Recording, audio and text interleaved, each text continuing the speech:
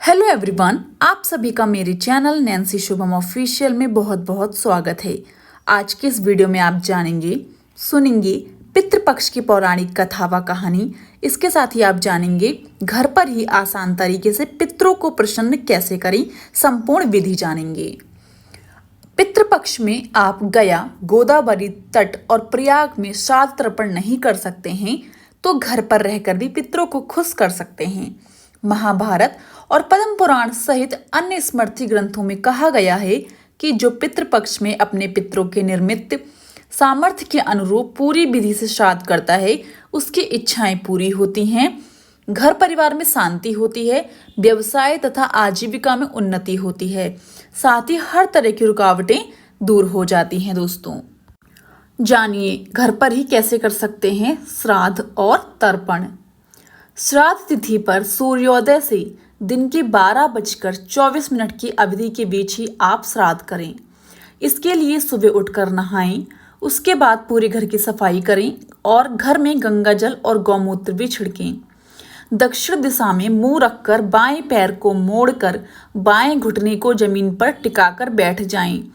इसके बाद तांबे के चौड़े बर्तन में काले तिल, गाय का कच्चा दूध, गंगा जल और पानी डालें।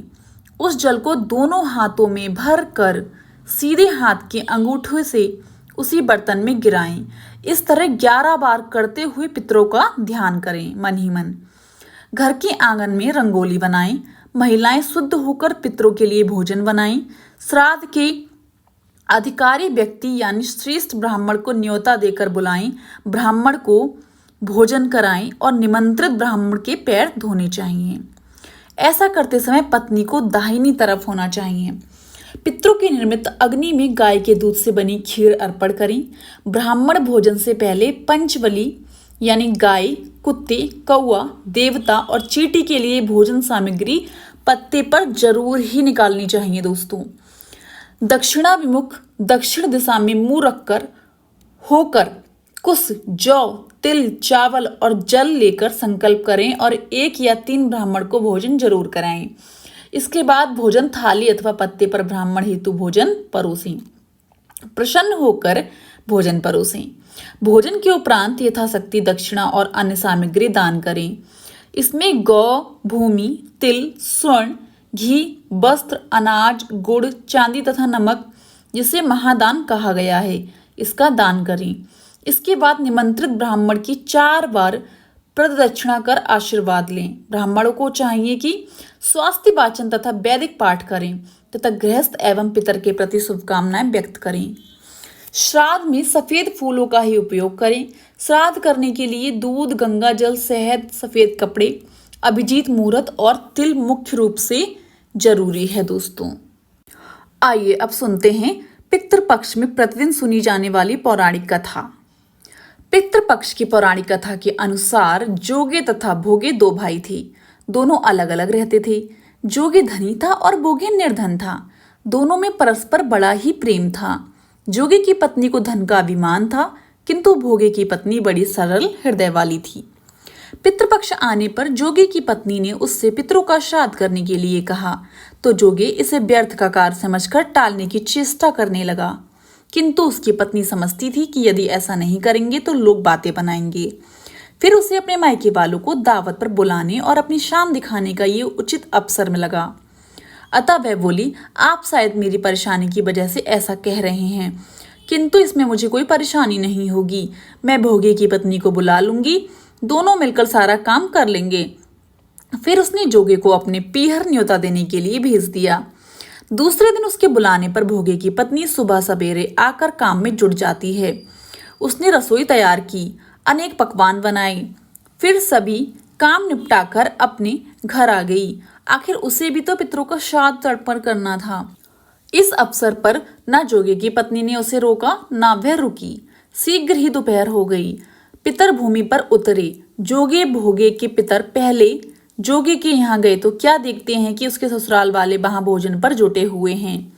निराश होकर वे भोगे के यहाँ गए। वहां क्या था, मात्र पितरों के नाम पर अग्यारी दे दी गई थी। पितरों ने उसकी राख चाटी और भूखे ही नदी के तट पर जा पहुंचे। थोड़ी देर में सारे पितर इकट्ठे हो गए और अपने अपने यहाँ के श्राद्धों की बड़ाई करने लगे। जोगे भोगे के पितरों ने भी अपनी आप बीती सुनाई। फिर वे सोचने लगे, अगर भोगे समर्थ होता तो शायद उन्हें भूखा ना रहना पड़ता, मगर भोगे के घर में तो 2 जून की रोटी भी खाने को नहीं है। यही सब सोचकर उन्हें भोगे पर दया आई। अचानक वे नाच नाच कर गाने लगे, भोगे के घर धन हो जाए, भोगे के घर धन हो जाए। शाम होने को हुई। भोगे के बच्चों को कुछ भी खाने को नहीं मिला था। उन्होंने माँ से कहा, मामा हमें भूख लगी है। तब उन्हें टालने की गरज से भोगे की पत्नी ने कहा, जाओ, आंगन में हौदी औंधी रखी है, उसे जाकर खोल लो और जो कुछ भी मिले मिल बांट कर खा लेना। बच्चे वहां पहुंचे तो क्या देखते हैं कि हौदी मोहरों से भरी पड़ी है। वे दौड़े दौड़े माँ के पास पहुंचे और उसे सारी बातें बताईं। आंगन में आकर भोगे की पत्नी ने ये सब कुछ देखा तो वह भी हैरान रह गई। इस प्रकार भोगे भी धनी हो गया, मगर धन पाकर वह घमंडी बिल्कुल भी नहीं हुआ।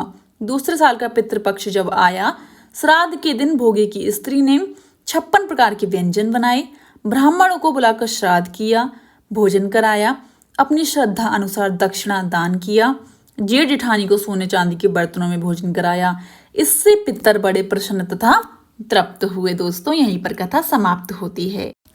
आइए अब जानते हैं पितृपक्ष श्राद्ध पक्ष का महत्व क्या है।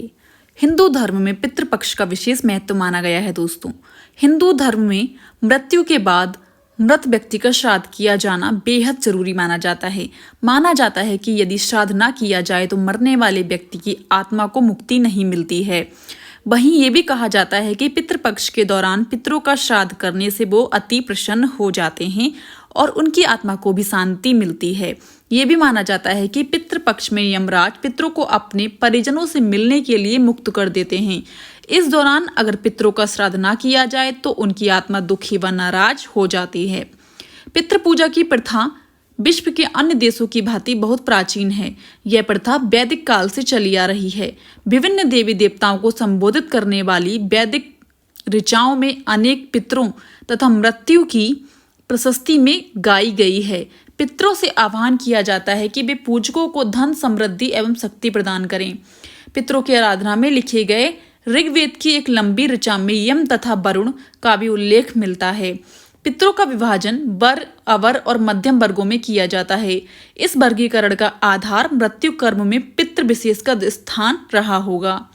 ऋग्वेद के 2 छंद में स्पष्ट उल्लेख है कि सर्वप्रथम और अंतिम दिवगत पितृ तथा अंतरिक्षवासी पितृ श्रदेश है। सायाड़ के टीकानुसार श्रोत संस्कार संपन्न करने वाले पितर प्रथम श्रेणी में, स्मृति आदेशों का पालन करने वाले पितर द्वितीय श्रेणी में और इनसे अलग कर्म करने वाले पितर अंतिम श्रेणी में रखे जाने चाहिए। दोस्तों, यदि आपको आज की वीडियो पसंद आई हो तो जाने से पहले मेरे चैनल को लाइक, शेयर एंड सब्सक्राइब करना बिल्कुल भी ना भूलें। राधे राधे एवरीवन।